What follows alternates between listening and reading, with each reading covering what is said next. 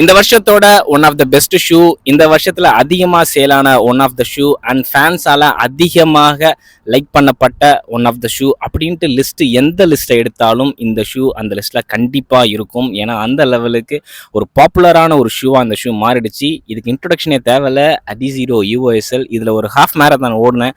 ஓடி முடிச்சதுக்கு அப்புறம் என்னோட தாட்ஸ் என்னன்றதை அந்த வீடியோல டீட்டெயிலா பார்ப்போம்.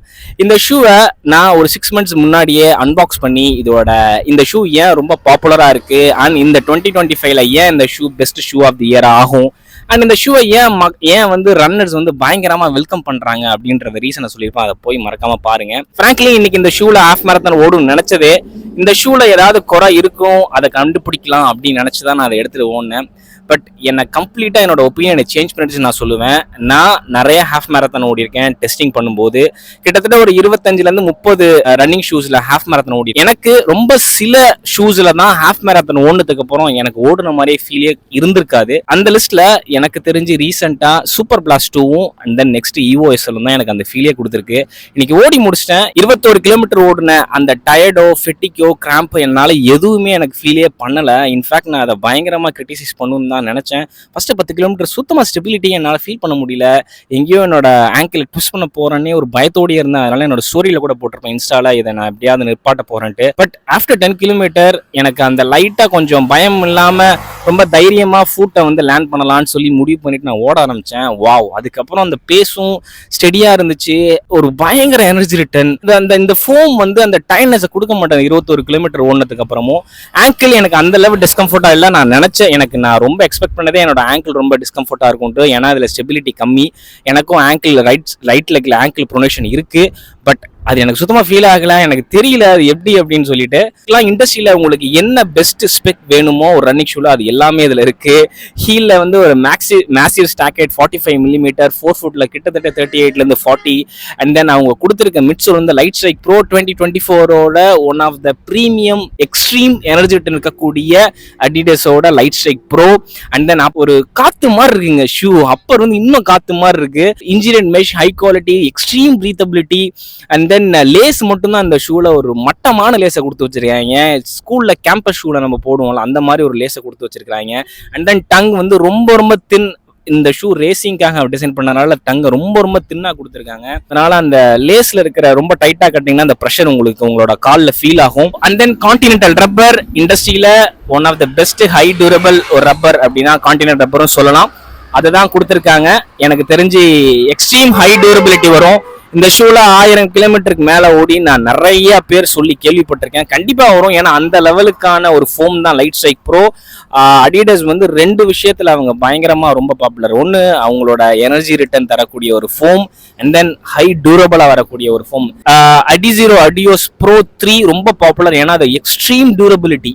1500-2000 கிலோமீட்டர் ஓடுவாங்க. அந்த ஃபோம் தான் இந்த ஃபோம். ஒரு ஷூக்கு என்னென்னலாம் தேவையோ best spec for lightweight versatile daily trainer or ஒரு இப்பதான் ரேசிங் நீங்க ஸ்டார்ட் பண்றீங்க, ஒரு ஃபர்ஸ்ட் ரேசிங் ஷூ வேணும்னா அதுக்கு என்ன தேவையோ அதை அப்படியே இந்த ஷூல கொடுத்துருக்காங்க. பிகினர்ஸ் மட்டும் இல்லைன்னா யாரெல்லாம் உங்களுக்கு ஆங்கிள் ஸ்டெபிலிட்டி இல்லையோ அவங்களாம் தான் இந்த ஷூவை கொஞ்சம் கன்சிடர் பண்ணணும். பிகாஸ் இந்த இடத்துல பாருங்க மீடியல் பார்ட்ல ஒரு அக்ரெசிவ் கட் இருக்கு. இந்த ஃபோம் வந்து பயங்கர ஒரு கிரேசி எனர்ஜி ரிட்டர்ன் தருது. ஸ்ப்ரிங்கி இல்ல, நீங்க உங்களை தள்ளும் அடுத்தடுத்த ஸ்டெப்புக்கு. அப்போ நீங்க வந்து ஸ்லோவா ஓடுறீங்க அப்படின்னா உங்களுக்கு அந்த ஆங்கிள் ஸ்டெபிலிட்டி இருந்தாதான் அந்த கிரவுண்ட் கான்டாக்ட் டைம் அதிகமா இருக்கும்போது உங்களால அதை மேனேஜ் பண்ண முடியும். இல்லை அப்படின்னா ஆங்கிள் டிஸ்கம்ஃபர்ட் ஆகும். சில பேர் ட்விஸ்ட் ஆகிரும் உங்க ஆங்கிள். நான் சொன்ன மாதிரி 10 கிலோமீட்டர்லாம் எங்கேயும் ட்விஸ்ட் ஆக போறேன்னு நினைச்சிட்டு இருந்தேன். பட் அது ஆகலை, எனக்கு தெரியல. இல்லைன்னா யாரா இருக்கட்டும் 6 நிமிஷத்துக்கு மேலே ஓடுறீங்க, ஆங்கிள் ஸ்டெபிலிட்டி இல்லைன்னா இந்த ஷூவை தயவு செய்து செக் பண்ணிட்டு வாங்குங்க. அதை தவிர 4 நிமிஷத்துலேருந்து இல்லை 3 நிமிஷத்துலேருந்து 6 நிமிஷத்துக்குள்ள ஓடுறவங்களா இருக்கீங்க அப்படின்னா உங்களுக்கு ஒரு ரேசிங் ஷூ வேணும், இல்லை ரேஸுக்கு ட்ரைனிங் ஷூ வேணும், லைட் வெயிட்ல சூப்பர் பிளாஸ்ட்லாம் வேணாம் எனக்கு அப்படின்னா அடிச்சிக்கவே முடியாது இந்த ஷூவை இண்டஸ்ட்ரியில. இன்ஃபேக்ட் சூப்பர் பிளாஸ்ட் 22,000 இந்தியாவில், இது 16,000. ஆஃபர்ல மிந்த்ரால நான் வந்து 9,000 ரூபாய்க்கு நான் வாங்கி ரெடிட்ல படித்தேன். அந்த ப்ரைஸுக்குலாம் எனக்கு தெரிஞ்சு ஒரு ரூபாயும் ஒர்த்து அந்த மாதிரியான வந்து ஒரு ஷூ. இந்த ஷூ தாராளமாக 800 கிலோமீட்டர் நம்ம இந்தியன் டெரைனுக்கு இந்த ஷூ வரும். Extremely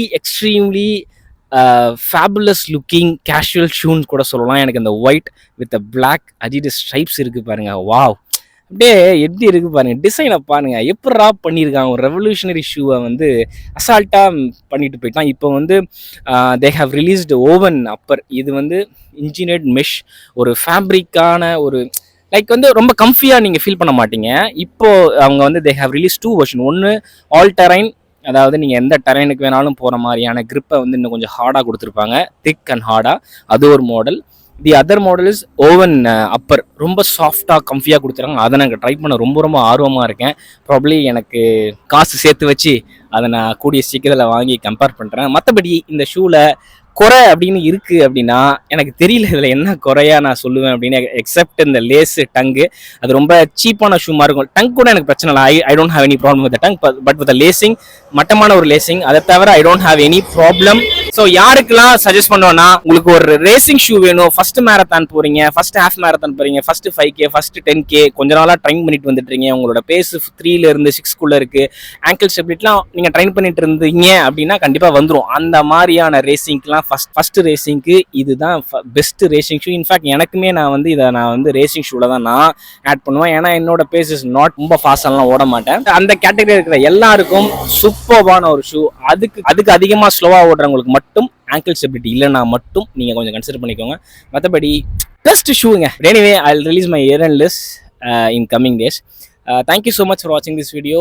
Love you all. Happy running. Be safe. Peace.